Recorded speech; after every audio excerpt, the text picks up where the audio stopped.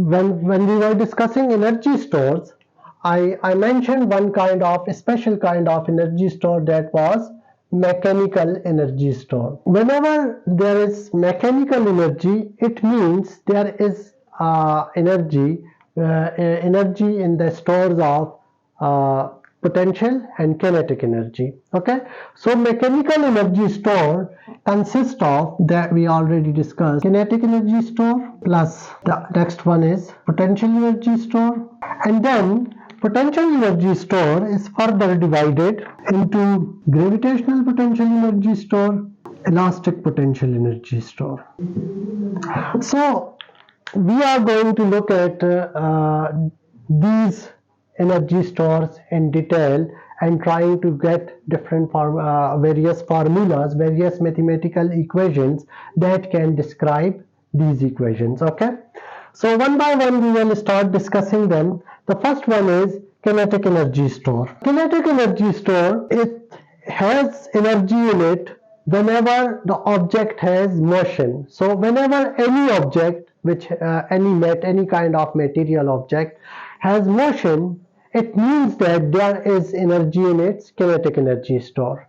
So how do we define kinetic energy? We say kinetic energy is the energy of a body associated with its motion, or we can say moving objects will, or instead of it, moving object always have kinetic energy.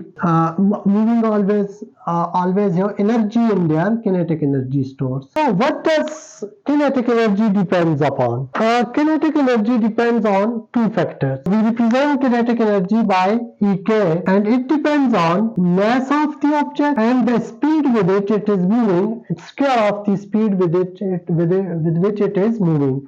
So kinetic energy is 1 by 2, which is constant number, and mass times speed squared. Okay, so any object which is moving will it has energy in its kinetic energy store, and how much kinetic energy store is stored in its kinetic energy store will be depending on the mass of object and square of the speed it is having.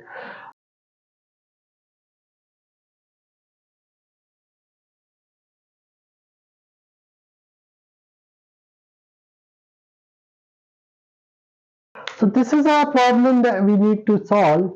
We have a car whose mass is 2500 kilogram and speed is 20 meter per second. If we want to solve this problem, what we will say that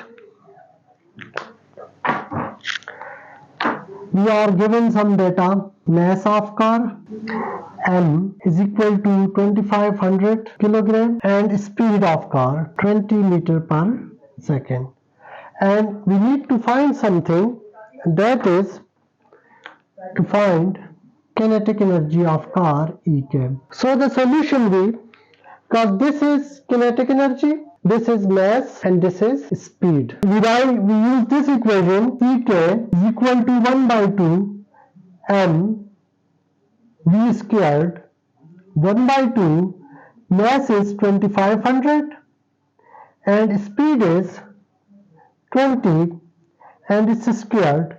So this will become equal to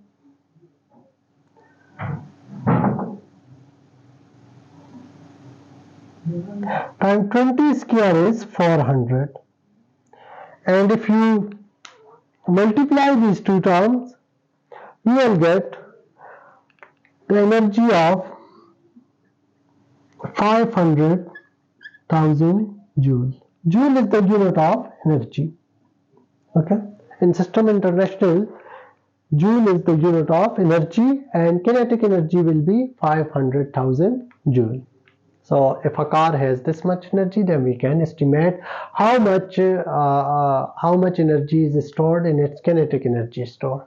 Just keep in mind, this is only the energy which is stored in its kinetic energy store. There is energy stored in its fuel in the form of chemical energy store, and also it is because the fuel is burning in it, so there will be energy stored in its thermal energy store, and then the car is on its tire from certain height from the ground, so it will also have potential energy stored in its gravitational potential energy stored. So it's a very complex system of different energy stores, but we are just looking at one store, that is kinetic energy store, and how much energy is stored in that particular store is 500,000 joules.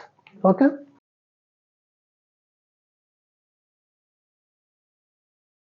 Kinetic energy store has energy stored in it when the object is in motion.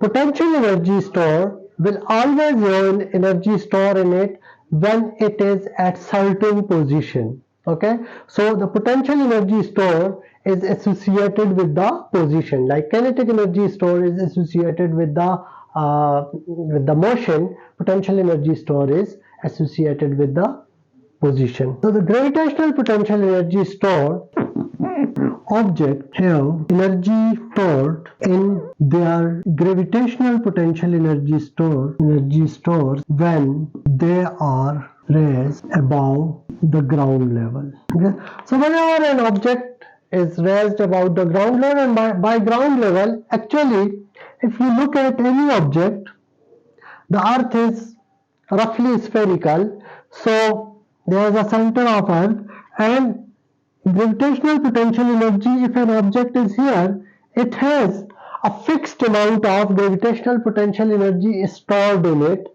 at this level. So with respect to this position, when we raise this object from Earth's surface to above, then the extra energy is added to it from this energy to this, and when we release it, that extra energy is transferred into kinetic energy again. So when you raise the object above the ground level, it will store extra kinetic energy, extra potential gravitational potential energy. Otherwise, every object has gravitational potential energy stored in them with respect to the center of earth, and that potential energy, let's imagine if suddenly a hole is digged or there is some kind of opening underneath my feet, I'll just straightly fall down, which means I have gravitational potential energy in my energy stored in my gravitational potential energy store, and this energy will start transferring from gravitational potential energy store to kinetic energy store. Unless I touch some solid base, some solid ground, I'll keep falling down. So it means if we have an object here and we make an opening like this, it will fall down to here, which means it has gravitational potential energy stored in it.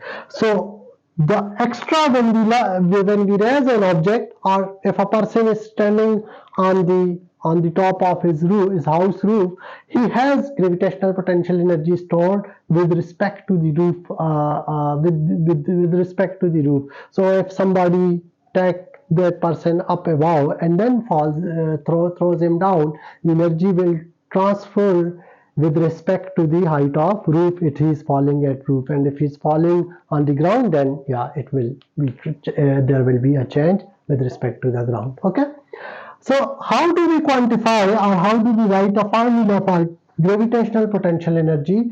So for gravitational potential energy, Eg is mass times gravitational acceleration times the height that you have raised an object, at how much an object has been raised. So E is basically gravitational potential energy, M is mass of object, G is a constant 9.8 meter per second square, or it has another unit which is Newton per kilogram.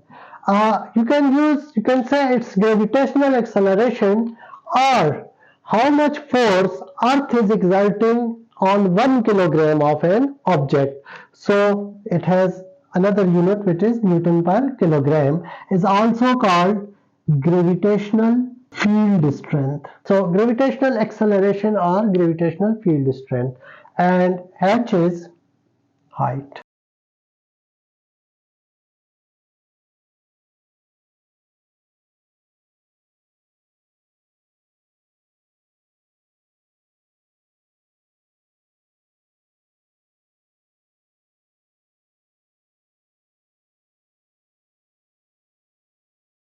The given data, mass M is 20 kilograms, and we got height h, which is 50 meter, and we got g, which is 9.8 meter per second square. And we need to find gravitational potential energy. Eg is equal to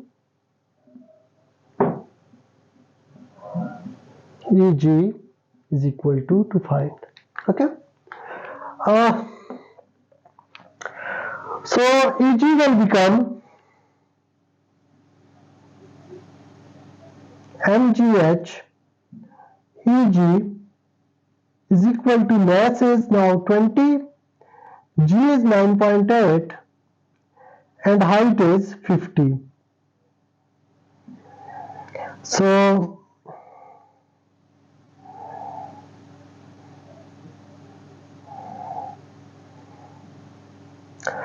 is 1000 times 9.8, and it will become equal to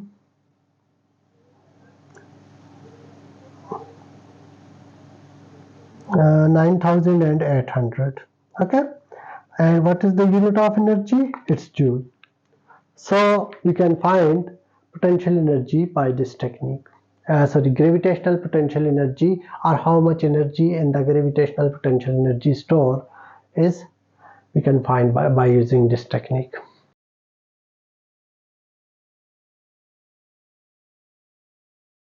Like we saw, a gravitational potential energy was associated with the position with respect to height. Similarly, if you have a spring or some stretchable matter, when you stretch it, like you stretch it, or when you compress it with respect to its rest position, then there is energy. There is energy stored in its elastic potential energy stored. Objects, when extended or stretched, for example a spring or a wire, are compressed, have energy stored in their elastic potential energy stores. If we want to quantify this elastic potential energy store,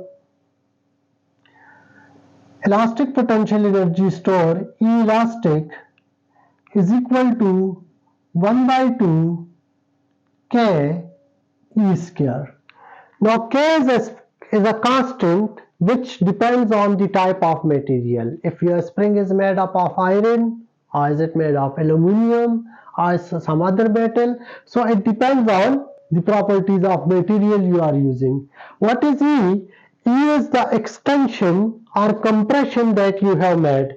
So let's say if I have this spring whose original position is this, and now and I have fixed and open it, and now I have stretched it like this.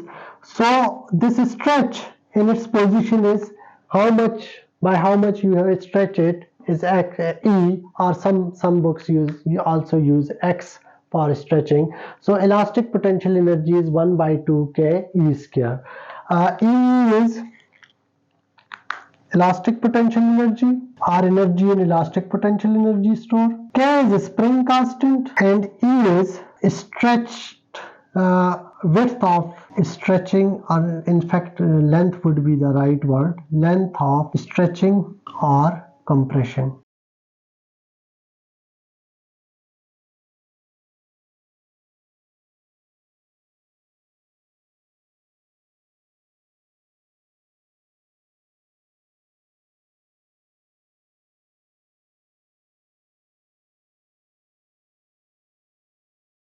So again, we got spring constant, that is K, we got stretching, which is E, and now what we need to find is elastic potential energy.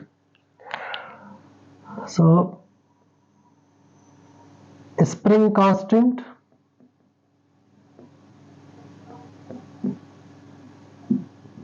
K is equal to 3000 Newton per meter, and what I would say is distance or length. Length E is equal to 0.006 meter, and to find is elastic potential energy EE. So elastic potential energy is 1 by 2 K E square.